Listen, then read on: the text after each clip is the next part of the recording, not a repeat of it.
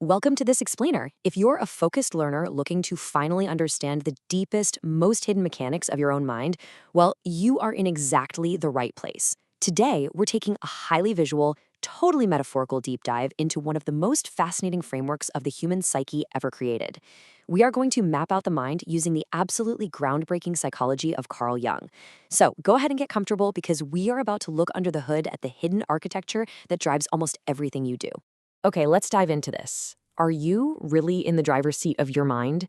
I mean, it's incredibly tempting to feel like we're just sitting comfortably behind the wheel, driving along completely according to our own conscious will. But are you? Honestly, with just a little bit of introspection, we quickly realize that in a lot of cases, we aren't driving at all. Instead, we're dealing with a mind that acts way more like a built-in navigation system, and it's running on this incredibly complex, totally hidden software. What we perceive in our daily, everyday lives is literally just the display screen, sitting on top of an enormous hardware framework that we rarely, if ever, actually see. And this right here perfectly illustrates the true risk of living on autopilot. If we don't at least attempt to familiarize ourselves with this underlying system, figuring out how it works, where it's trying to go, and crucially, how to override it when it inevitably sends us in the wrong direction, we risk aimlessly wandering through the world. Without understanding our internal software, we end up somewhere uninteresting at best and, well, absolutely disastrous at worst. So who was the pioneer that decided to actually map out this internal software from the top down?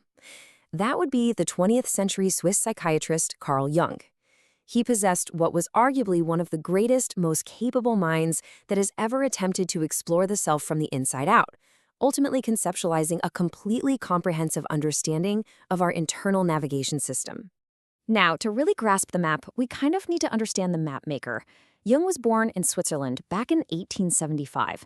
As a kid, he was highly introverted and, honestly, pretty isolated. In fact, he disliked school so intensely, to the point of near neurosis, that he would frequently faint just to get out of it. No joke. But as he matured, he threw himself completely into medicine and psychiatry. By 1907, his rising prominence led to a meeting with the legendary Sigmund Freud. Get this, their very first conversation lasted for an astonishing 13 hours straight. They formed this super tight bond, traveling and lecturing together all over. But, this father-son, teacher-pupil dynamic couldn't last forever. By 1913, they completely split, and the resulting fallout sent Jung into a severe midlife psychological breakdown that lasted for about 5 years. But it was actually during this incredibly turbulent period of intense self-experimentation that he completely concretized his own independent theories. So what actually drove them apart? Well, their fundamental approaches to the mind were just way too different. Freud leaned super heavily into a strict scientific reductionist approach. Jung, on the other hand, had a strong tendency toward a much more mystical consideration of the human mind. Combined with Jung's growing desire for professional independence and, frankly, the totally suffocating nature of Freud's paternal dynamic, the fracture was pretty much inevitable. Jung simply had to forge his own path to truly map the human psyche. Mapping the conscious mind, the surface. Now, I want you to imagine the mind as a massive house, and together we're going to begin a metaphorical descent into it. We are starting right up here at the surface level, the conscious mind. This is the realm of personal awareness, where you explicitly, knowingly identify as you. But the big question is, who is the you at the surface? Well, at the very core of this surface level sits the ego. The ego basically acts as the absolute center of your consciousness. It is essentially the core story we tell ourselves about ourselves. It's that running narrative that gives us a sense of personal distinction and maintains continuity in our identity, so that when you wake up, you feel like the exact same person you were yesterday. The ego is heavily, heavily invested in maintaining our self-esteem. But here's the catch. The ego isn't actually what the rest of the world sees.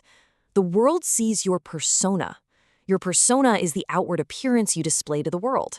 It's almost like a character you actively play, tailored entirely to what your ego deems appropriate for society and whatever specific roles you're filling at the time.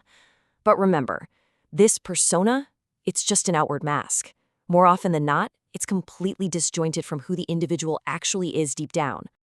Descending the stairs into the depths of the unconscious.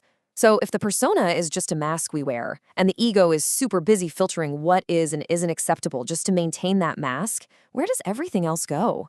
Let's take a step down the stairwell into the depths of the unconscious mind. What exactly happens to all those undesirable personal experiences, thoughts, and messy feelings that our ego just decides to repress?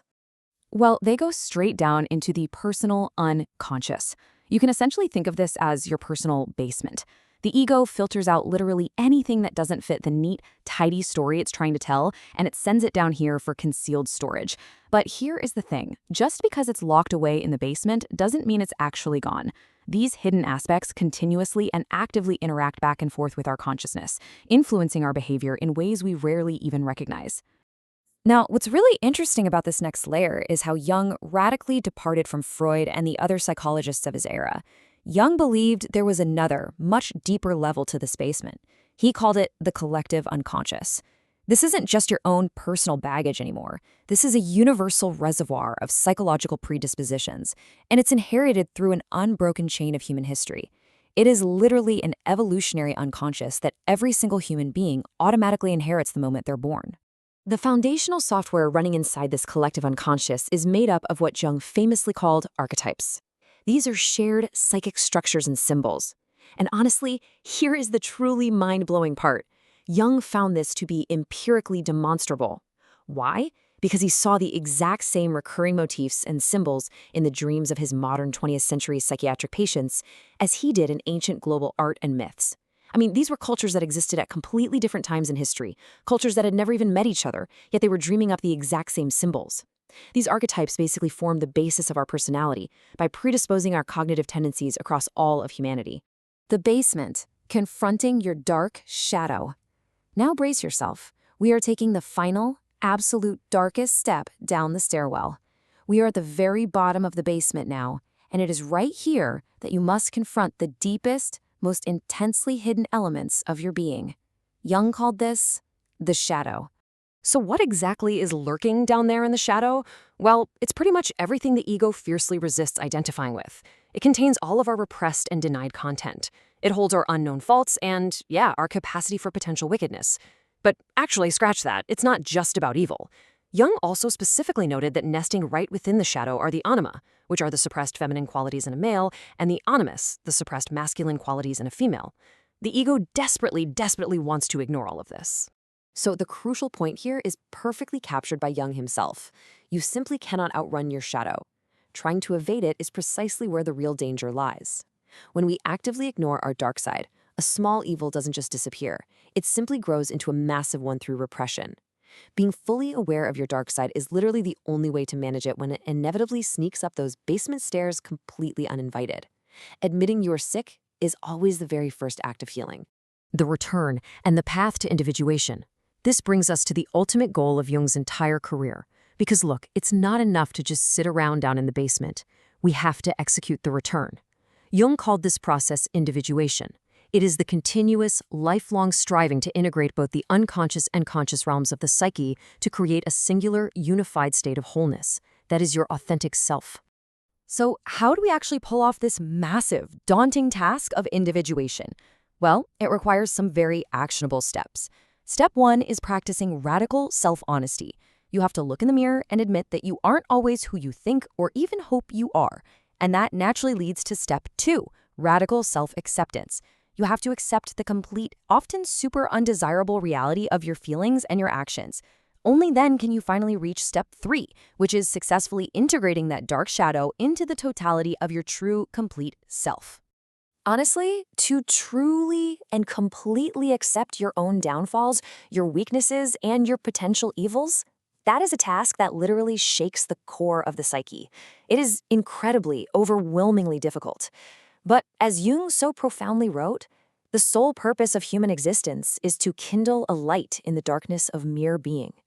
Integrating our complete psyche is, without a doubt, life's greatest and most essential endeavor. And that leaves us right here. By understanding Jung's incredible map of the mind, you now have the tools to access the true controls of your own internal navigation system. You can finally start inputting your own true destination coordinates. So I'm going to leave you with this provocative question to chew on. What parts of your shadow will you integrate today to finally take the controls of your mind? Thank you so much for joining me on this explainer. Keep learning, and I'll see you next time.